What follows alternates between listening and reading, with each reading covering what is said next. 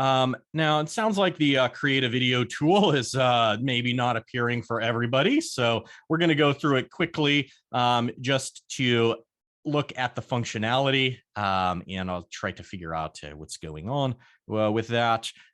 It's possible, as I mentioned, that it is a feature that hasn't been rolled out to everybody, or there is some setting that I'm not all the way up on. All right. So from here, we click the create video button, and you'll get this, which gives you a couple of different templates and the option to upload an image. We're going to upload this image here and pick this template, which is the spotlight in image template. And once you do that and click next, it opens up the very basic elements of this video. It is called a video because the elements in it move around, but it's really, I think, maybe better described as just sort of moving images. And it's intended to be very short and get across a fairly straightforward message.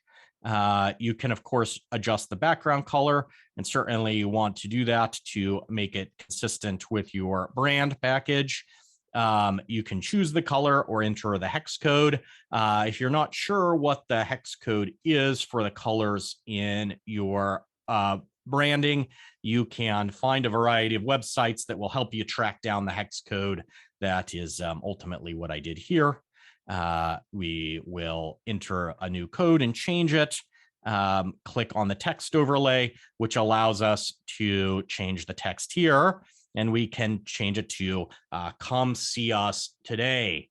And then change the font as we see fit. And there we see the font has changed to come see us today, just as we might expect. And we can click on number 3 down there and change the provided logo to a logo that is more consistent with our business. There we go.